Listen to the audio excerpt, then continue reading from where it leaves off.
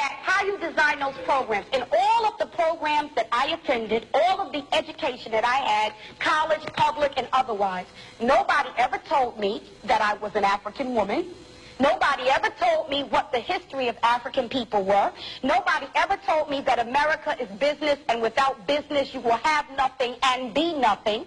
And nobody ever told me how to organize business so that I would be able to develop institutions in my own community. So now the sincerity of all of the programs and all of the education has to be questioned, indicted, and convicted, because the bottom line is that America is not and has never tried to produce African adults who are functional, self-sufficient, who understand their politics, their economics, and their relationship to the world politics and the world economics. America is unified with the NAACP, the Urban League, and the traditional We Shall Overcome civil rights leaders of the 50s and 60s that have been all but abandoned and ignored by younger people, Sister Souljah included. I think that the dice are loaded, and that's what's left out of Mr. Brown's piece.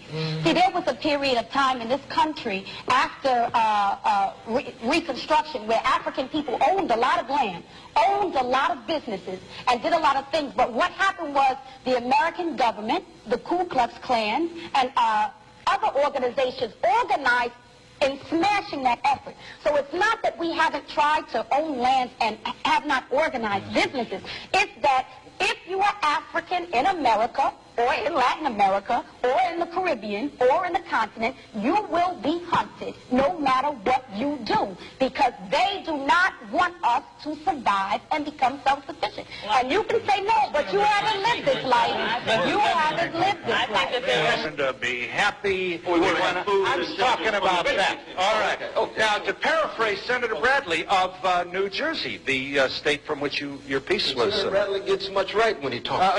He does, and he, among other things, and he's not claiming to be particularly original with the observation, we can't get there unless we go together.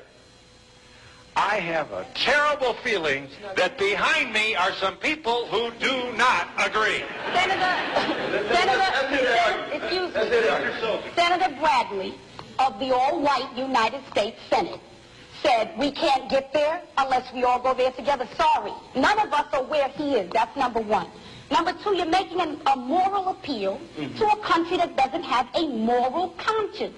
The question becomes that when white people feel serious and angry and upset about abortion, they come out in the thousands up to the millions to say, this is what we believe about abortion. Where is the white outcry against white racism that murders African people all around this entire globe? It doesn't exist. So who are these white good people? I want to meet them. I want to see them.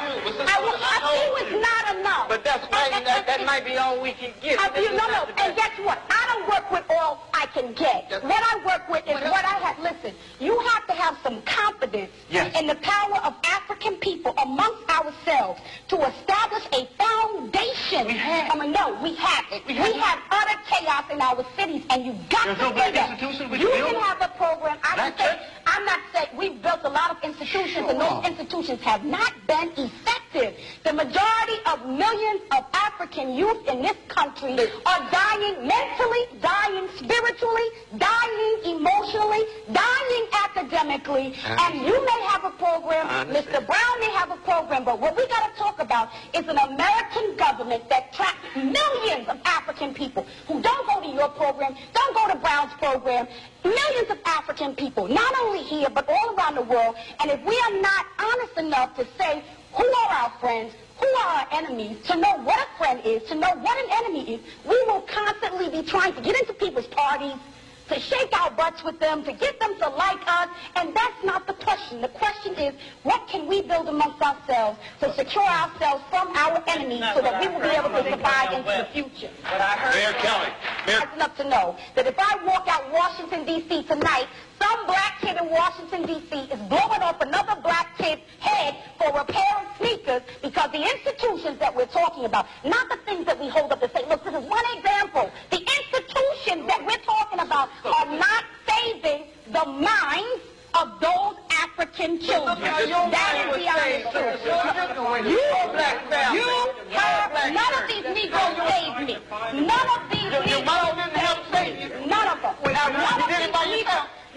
Listen, you know who saved me? A man named John Desane in Englewood, New Jersey, who told me who I was, who showed me my history, who told me who my enemies were, who let me know that this was not an easy world, who let me know that this was a cold environment, who let me... No, what he's not a part of is dilly-dallying with the minds of African children and letting them know what the real situation is in America.